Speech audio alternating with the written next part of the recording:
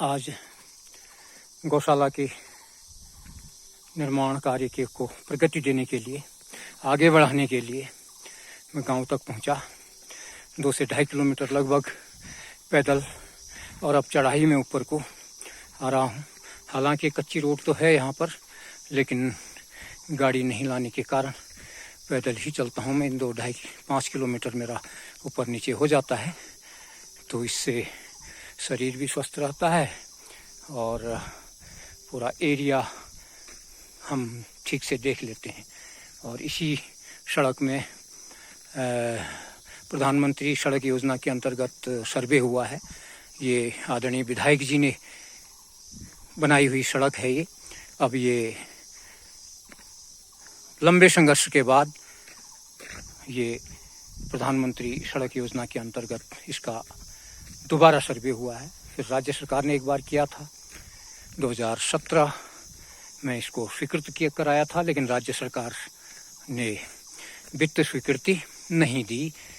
बहुत लंबा समय लग गया, तो फिर ये केंद्र ने ले ली, और केंद्र सरकार ने, और प्रधानमंत्री जी का कार्य तो बहुत सराहनीय है, और आशा है कि ये कार्य अब जल्दी ही हो जाएगा। और मुख्य कार्य है गौशाला का।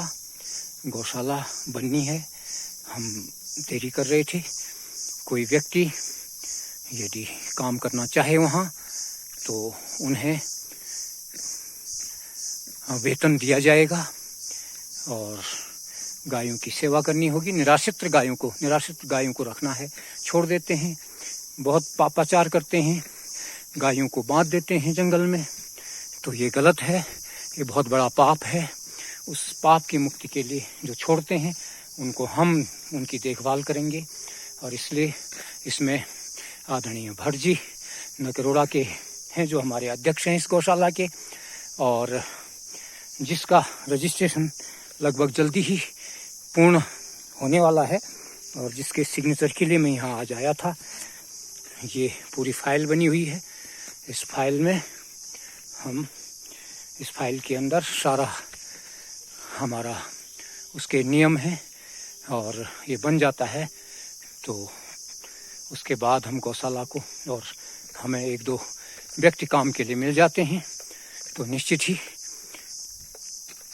ऐसा व्यक्ति जिसके अंदर सेवा भाव भी हो और उसकी आर्थिक स्थिति भी ठीक हो जाए वहाँ रहने से। तो ये हम करने का प्रयास कर रहे हैं। और आज इसी मैंने खूब पसीना हो गया। मैं सुबह योग में और फिर अभी कर्म योग में, सुबह योग अभी कर्म योग में पसीना हूँ यहाँ पर ये। और सुबह भी खूब पसीना आया, और लगभग 1 किलो पसीना सुबह निकला, और 2 किलो यहाँ निकल जाएगा, 3 किलो पसीना। लीटर में नापोगे तो बढ़ जाएगा ये ऐसे।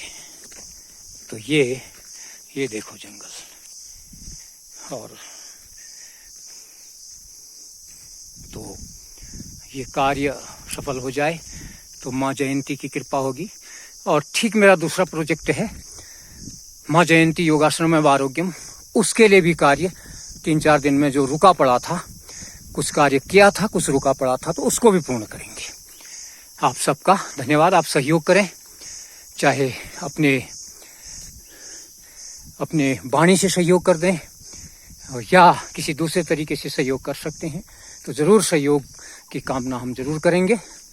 और इसके लिए हमारी जो संस्था है, वो संस्था टैक्स फ्री भी करेगी।